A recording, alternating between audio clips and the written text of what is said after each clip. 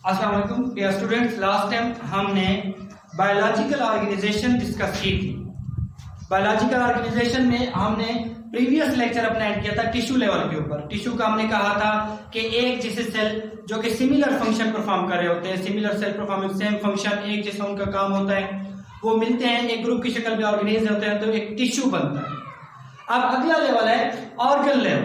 उस organ level जब different tissue, मुख्तलिफ टिश्यूज हैविंग रिलेटेड फंक्शन, जिनका फंक्शन मुंसलिक होता है एक दूसरे के साथ, वो ऑर्गेनाइज होते हैं, तब एक ऑर्गन बनता है। मुख्तलिफ टिश्यूज जिनका मुंसलिक या एक जैसा रिलेटेड फंक्शन होता है, वो जब ऑर्गेनाइज होते हैं तब एक ऑर्गन बनता है, एक ऑर्गन लेवल बनता है। ऑर्गन लेवल की एग्जांपल हम लेते हैं स्टमक की। मैदा, स्टमक मुख्तलिफ किस्म के टिश्यू से मिलकर बना होता है, जिसमें अगर हम देखें दो मेजर टिश्यूज हैं। एक होता है एपिथेलियल टिश्यू, एपिथेलियल टिश्यू या इसको हम ग्लैंडुलर टिश्यू भी कहते हैं, एपिथेलियल या ग्लैंडुलर टिश्यू, और दूसरा होता है मस्कुलर टिश्यू। ये दो किस्म के टिश्यू होते हैं मैदे के अंदर, स्टमक के अंदर। स्टमक का फंक्शन होता है डाइजेशन ऑफ प्रोटीन। हमारे खुराक के अंदर जो प्रोटीन मौजूद होती है, ये उसकी तोड़ फोड़ यानी कि उसकी डाइजेशन करता है। प्रोटीन्स के डाइजेशन के लिए स्टमक के पास दो मुख्तलिफ किस्म के टिश्यूज होते हैं। एक होता है ग्लैंडुलर या एपिथेलियल टिश्यू, दूसरा होता है मस्कुलर टिश्यू। मस्कुलर टिश्यू और ग्लैंडुलर या एपिथेलियल टिश्यू। अब एपिथेलियल टिश्यू का काम ये होता है कि ये गैस्ट्रिक जूस खारिज करता है। गैस्ट्रिक जूस, गैस्ट्रिक जूस एक खास किस्म की सेक्रीशन होती है स्टमक के अंदर, जिसमें hydrochloric acid, digestive enzymes, mucus वगैरह मौजूद होती हैं, जो कि प्रोटीन के डाइजेशन के लिए हेल्प करती हैं, मदद देती हैं। तो एपिथेलियल टिश्यू का काम ये होता है कि ये प्रोटीन के डाइजेशन के लिए गैस्ट्रिक जूस खारिज करता है। गैस्ट्रिक जूस मुख्तलिफ किस्म के डाइजेस्टिव एंजाइम्स, हाइड्रोक्लोरिक एसिड वगैरह प्रोवाइड करता है। जब एपिथेलियल टिश्यू गैस्ट्रिक जूस खारिज कर देता है stomach into the cavity of stomach, मैदे के कैविटी के अंदर, तब फंक्शन आता है मस्कुलर टिश्यूज का।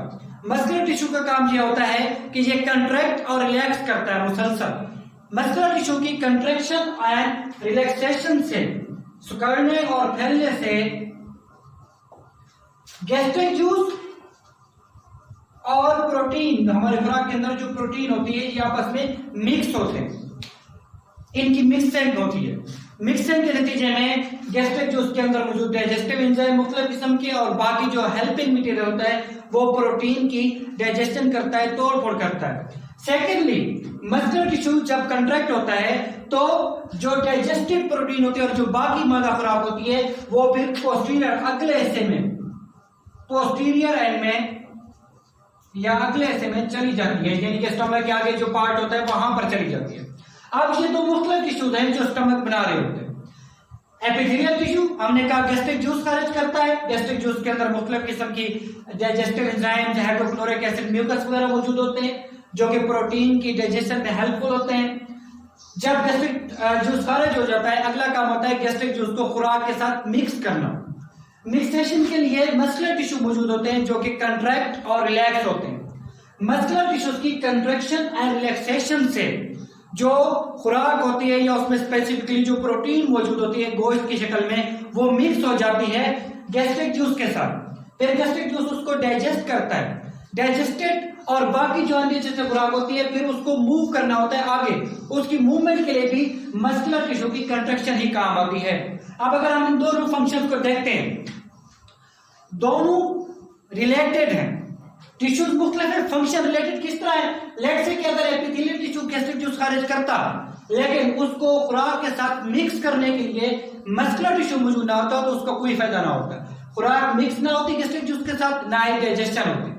अब अगर हम देखते हैं हमारे पास मस्कुलर टिश्यू वर्किंग होता, वो तो मौजूद होता कंट्रैक्शन और रिलैक्सेशन के लिए, लेकिन एपिथेलियल टिश्यू वर्किंग में ना होता, गैस्ट्रिक जूस खारिज ना होता, जब गैस्ट्रिक जूस खा लेना होता, प्रोटीन डाइजेस्ट ना होती, तो वो भी काम मुकम्मल ना होता और बहुत से मसाइल पैदा होते हैं। लिहाजा जब ये दोनों टिश्यू फुली फंक्शनल होते हैं तब स्टमक अपना काम नॉर्मल तरीके से कर सकता है, यानी कि डाइजेशन ऑफ प्रोटीन। इस तरह हम कह सकते हैं कि different tissue having related function form an organ, एक ऑर्गन बनता है।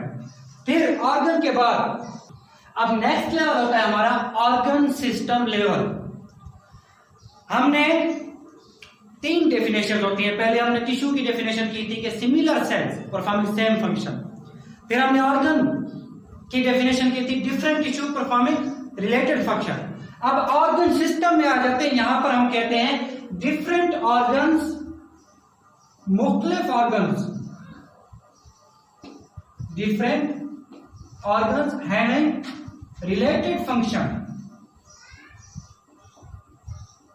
जब हमने ऑर्गन की डेफिनेशन की थी हमने कहा था डिफरेंट टिश्यू। अब हम ऑर्गन सिस्टम की बात करें, अब हम कहेंगे डिफरेंट ऑर्गन्स, मुख्तलिफ ऑर्गन्स जिनका मुंसलिक, एक दूसरे से मुंसलिक फंक्शन होते हैं, एक जैसे फंक्शन होते हैं। जब वो मिलते हैं तब एक पूरा एक सिस्टम मौजूद बनाता है। उस सिस्टम को हम कहते हैं ऑर्गन सिस्टम। ऑर्गन सिस्टम बहुत किस्म के होते हैं। मिसाल के तौर पर रेस्पिरेटरी सिस्टम, जो हमारा सांस लेने का सिस्टम होता है, डाइजेस्टिव सिस्टम, डाइजेशन के अमल के लिए, सर्कुलेटरी सिस्टम, बहुत से सिस्टम होते हैं जो कि मुख्तलिफ किस्म के ऑर्गन से मिलने से बनते हैं। अब अगर हम देखते हैं डाइजेस्टिव सिस्टम को, हम देखते हैं डाइजेस्टिव सिस्टम का फंक्शन ये होता है कि ये डाइजेशन में मदद देता है। खुराक जो हम खा रहे हैं तो उसकी तोड़ फोड़ में हेल्प करता है। एक डाइजेस्टिव सिस्टम के अंदर मुख्तलिफ किस्म के ऑर्गन्स आ जाते हैं, जिसमें ओरल कैविटी,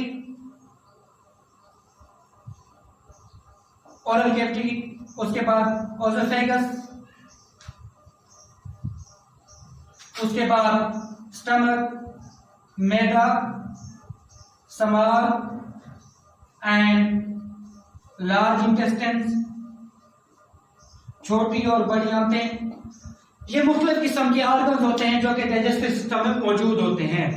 इन तमाम ऑर्गन्स मुख्तलिफ हैं लेकिन फंक्शन एक ही होगा, सबका कम्युलेटिव डाइजेशन करना या डाइजेशन में हेल्प करना। मिसाल के तौर पर ओरल कैविटी होती है। ओरल कैविटी सबसे पहला ऐसा होता है डाइजेस्टिव सिस्टम का जिसमें हम खुराक मुंह के अंदर लेकर जाते हैं। फिर उस खुराक की पार्शियल डाइजेशन होती है, उसमें मौजूद जो कार्ब्स होते हैं उनकी डाइजेशन होती है। फिर ओसोफेगस से होती है, जो खुराक स्टमक में आती है। स्टमक में खुराक के अंदर मौजूद प्रोटीन पार्ट जो होता है उसकी डाइजेशन होती है। फिर जो स्मॉल इंटेस्टाइन में आता है, स्मॉल इंटेस्टाइन के अंदर जो बाकी मादा जैसे लिपिड्स हो गए, विटामिन वगैरह हो गए, इनकी डाइजेशन होती है। फिर आगे लार्ज इंटेस्टाइन में चली जाती है, वहां पर अब्जॉर्प्शन वगैरह होती है। और फिर आगे एनस, वहां से अनडाइजेस्टेड फूड होती है, उसको रिमूव कर दिया जाता है। इस तरह ये सारे ऑर्गन्स जब मिलते हैं, ये तमाम मिलकर एक सिस्टम बनाते हैं। उस सिस्टम को हम कहते हैं डाइजेस्टिव सिस्टम। मुख्तलिफ किस्म के ऑर्गन सिस्टम किसी भी इंडिविजुअल के अंदर जब मुख्तलिफ किस्म के ऑर्गन सिस्टम कंबाइन होते हैं, मिलते हैं, nervous system, circulatory system, respiratory system, digestive system, sexual system, जितने भी सिस्टम होते हैं, जब ये कंबाइन होते हैं और कोऑर्डिनेशन करते हैं आप एक दूसरे के साथ, तब हमारे पास एक इंडिविजुअल बन जाता है, एक ऑर्गेनिज्म बन जाता है। उसको हम कहते हैं इंडिविजुअल लेवल, इंडिविजुअल, या हम इसको ऑर्गेनिज्मिक लेवल भी कह सकते हैं। एक फर्द, इंडिविजुअल का मतलब होता है फर्द, एक फर्द बनता है, एक कंप्लीट एक बंदा, एक इंसान, जब कोई भी जानवर हम लेते हैं, कोई पौधा लेते हैं, वो बन जाता है। अब ऑर्गन सिस्टम लेवल की हमने बात की थी। मुख्तलिफ किस्म के ऑर्गन सिस्टम लेवल, उनके दरमियान कोऑर्डिनेशन होती है। उस कोऑर्डिनेशन के नतीजे में एक फर्क बन रहा होता है। अब जो ऑर्गन सिस्टम लेवल होते हैं हम पहले डिस्कस कर लेते हैं। वो एनिमल्स में भी होता है, वो प्लांट्स में भी होता है। एनिमल के अंदर भी एक इंडिविजुअल मुख्तलिफ किस्म के ऑर्गन सिस्टम लेवल के मिलने से बनता है। प्लांट्स के अंदर भी ऐसा होता है, लेकिन इनमें एक फर्क होता है। एनिमल्स के अंदर जो ऑर्गन सिस्टम लेवल होता है वो कॉम्प्लेक्स होता है, वो पेचीदा होता है, जबकि प्लांट्स के अंदर जो ऑर्गन सिस्टम लेवल होता है वो सिंपल होता है, सादा होता है। इसकी वजह से होती है कि एनिमल्स के अंदर वैरायटी होती है फंक्शंस की, उसके अंदर कॉम्प्लेक्सिटी पेचीदगी होती है उसकी एक्टिविटीज के अंदर, as compare to plants. Plants के अंदर इतनी ज्यादा एक्टिविटीज मौजूद नहीं होती, लिहाजा ज्यादा एक्टिविटीज, पेचीदा एक्टिविटीज होने की वजह से एनिमल्स का जो ऑर्गन सिस्टम लेवल होता है वो भी पेचीदा हो जाता है। अब अगर हम सिर्फ एनिमल्स के अंदर हम इंसान को अगर डिस्कस करते हैं, ह्यूमन बीइंग्स को,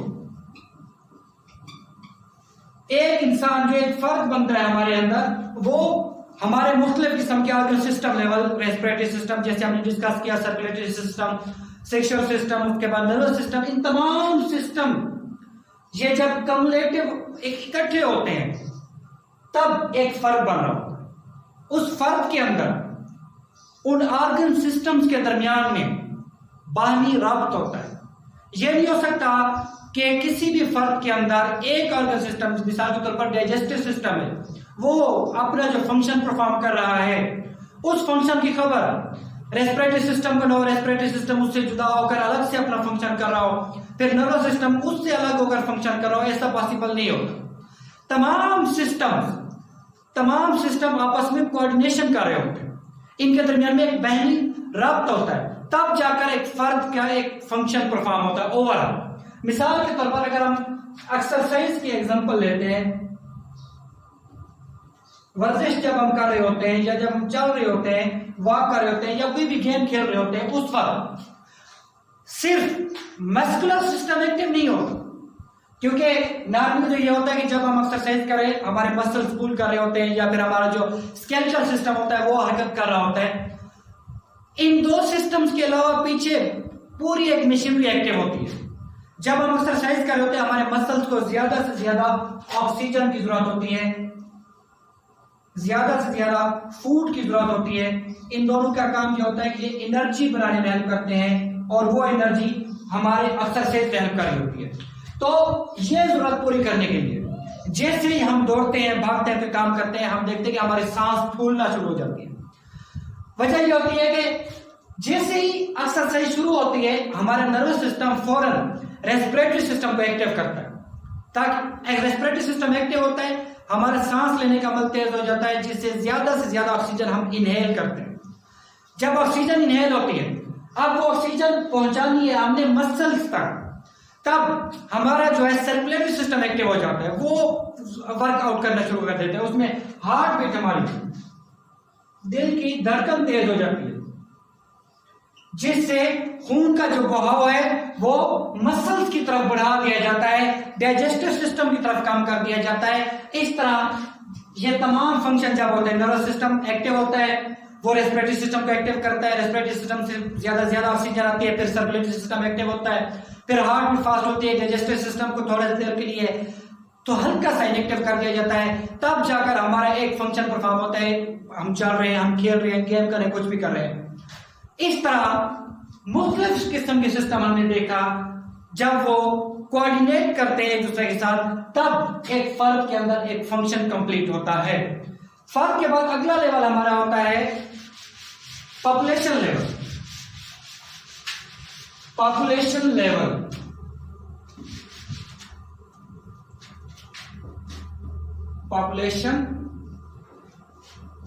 लेवल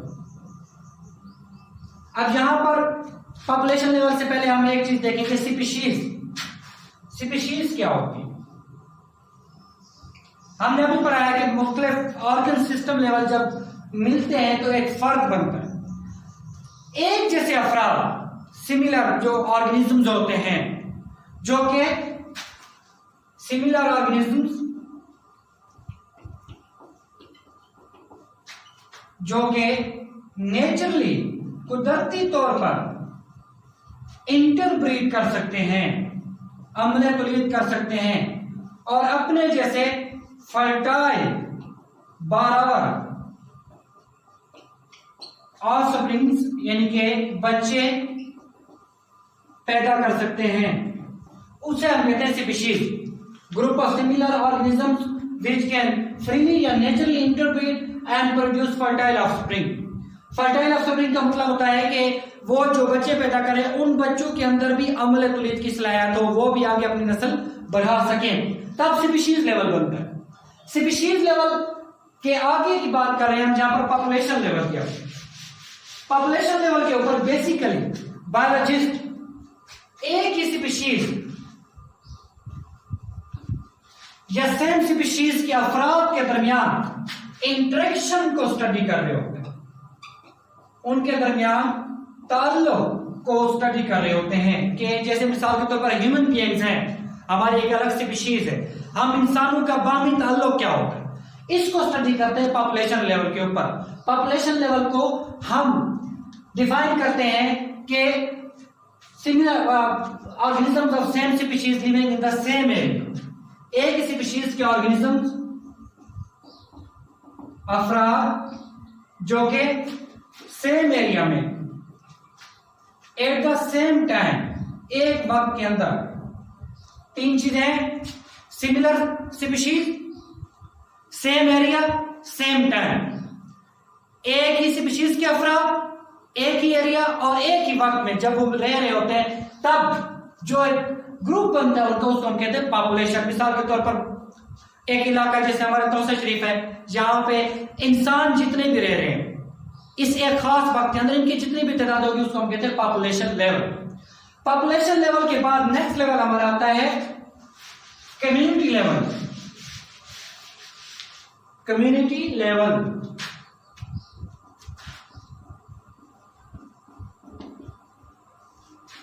हमने पॉपुलेशन लेवल को डिस्कस किया कि भाई same species, same time, same area. Community के अंदर सिर्फ एक लफ्ज को हम चेंज करेंगे, सेम की जगह आप डिफरेंट स्पीशीज लगा दें। डिफरेंट स्पीशीज भी लगा सकते हैं, डिफरेंट पॉपुलेशन भी, डिफरेंट स्पीशीज, बाकी आगे सेम टाइम, सेम एरिया, तब एक कम्युनिटी बनती है। यानी कि अगर किसी एक ही वक्त में एक किसी खास जगह के ऊपर मुख्तलिफ स्पीशीज रह रही हो, मुख्तलिफ स्पीशीज आपस में इंटरेक्शन कर रही हो, तब एक कम्युनिटी बनती है।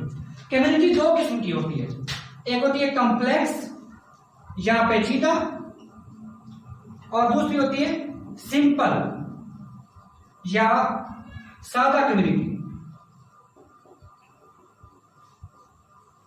पेचीदा या कॉम्प्लेक्स कम्युनिटी के अंदर जो अफराद की या स्पीशीज का अमाउंट होता है, जो उनका साइज होता है, वो हाई होता है, इंक्रीज साइज होता है, लार्जर साइज होता है।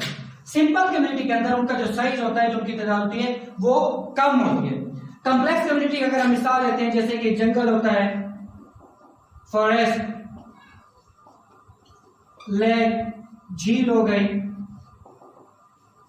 सहरा हो गया, डेजर्ट, ये सारी कॉम्प्लेक्स कम्युनिटी होती है। ये बहुत बड़ी कम्युनिटी है। मिसाल के तौर पर अगर हम जंगल की बात करते हैं, उसके अंदर बहुत से पौधों की स्पीशीज होती हैं, उसमें बहुत से जानवरों की स्पीशीज होती हैं, वो मिलकर एक पूरा एक जंगल की कम्युनिटी बना रहे होते हैं, एक बहुत बड़े एरिया में। लेकिन सिंपल कम्युनिटी अगर हम देखते हैं, मिसाल के तौर पर हम किसी ईंट को उठाकर देखें, उस ईंट के नीचे छोटे छोटे हशरात मौजूद होंगे, छोटी सी कोंपलें मौजूद होंगी, वो बहुत सादा सी कम्युनिटी हो जाएगी। या लकड़ी का कोई तना गिरा हुआ है पुराना, उसके अंदर देखते हैं, वहां पर भी बहुत से छोटे से ऑर्गेनिज्म, माइक्रो ऑर्गेनिज्म मौजूद होंगे, हशरात होंगे या छोटे नन्ही सी कोंपलें होंगी, वो एक सादा कम्युनिटी बन जाती है। क्योंकि सादा कम्युनिटी के अंदर स्पेस भी कम होती है, जगह भी कम होती है, और स्पीशीज की तादाद भी कम होती है, वसाइल भी कम होते हैं। तो किसी भी किस्म की तब्दीली, किसी भी किस्म का चेंज, चाहे वो लिविंग यानी कि बायोटिक फैक्टर में हो या फिर ए बायोटिक फैक्टर में हो, वो ड्रास्टिक हो सकता है, वो उसके लिए नुकसानदेह हो सकता है, क्योंकि वसाइल बहुत महदूद पैमाने पर होते हैं। जबकि कॉम्प्लेक्स कम्युनिटी के अंदर अगर थोड़ा बहुत चेंज आ भी जाए बायोटिक या बायोटिक फैक्टर में, वो इतना इफेक्ट नहीं करता। लास्ट लेवल यहां पर है हमारा कम्युनिटी के बाद बायोस्फीयर। बायोस्फीयर, यहां पर देखिए दो लफ्ज हैं, bio and sphere. Bio mean living, हम पढ़ते चले आ रहे हैं। स्फीयर हम स्फीयर भी लेते हैं, जिस तरह स्फीयर होती है सर्कल टाइप लाइक जमीन का वो एरिया, वो हिस्सा जहां पर लिविंग ऑर्गेनिज्म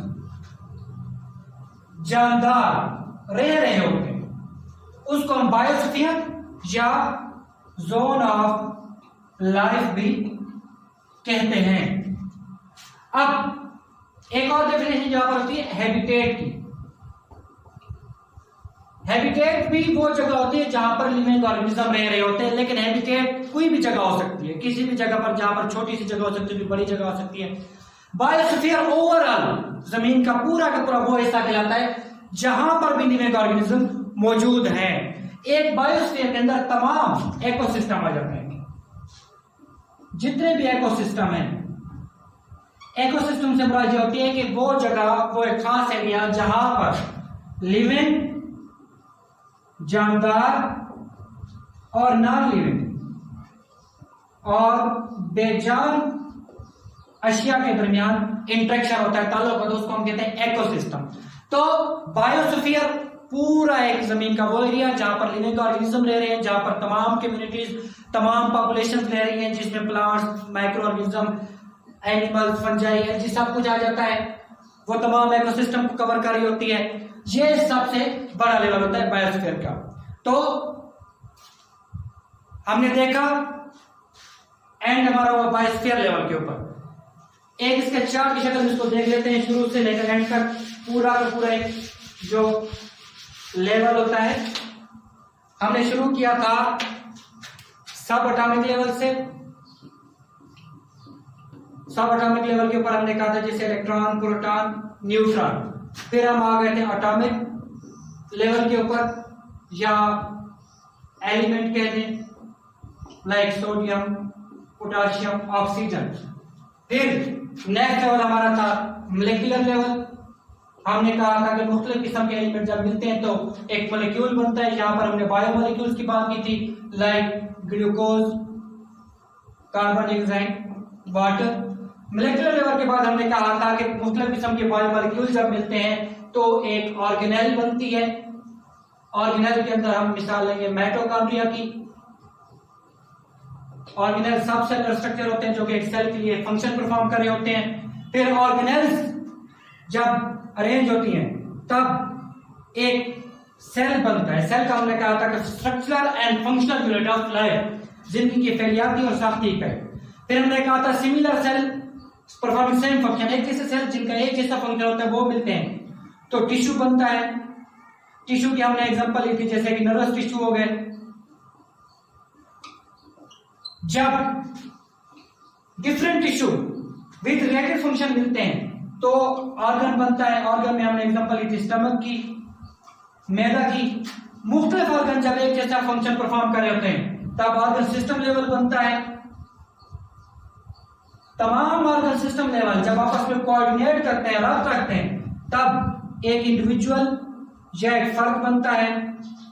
एक ही जैसे फर्द आपस में जो फ्रीली इंटरप्रेट कर सकते हैं वो स्पीशीज बनाते हैं। एक खास एरिया के अंदर रहने वाली एक ही स्पीशीज के अफराद को हम पॉपुलेशन कहा हमने। मुख्तलिफ पॉपुलेशन जब मिलती है तब कम्युनिटीज बनती हैं और तमाम कम्युनिटी, तमाम किस्म के इकोसिस्टम जब मिलते हैं तो एक बायोस्फीयर बनता है, जिसका जो जमीन का वो है जहां पर जिनकी मौजूद है। आज का लेक्चर हमारा एंड हुआ, नेक्स्ट इंशाल्लाह अगले लेक्चर से आप हाजिर होंगे।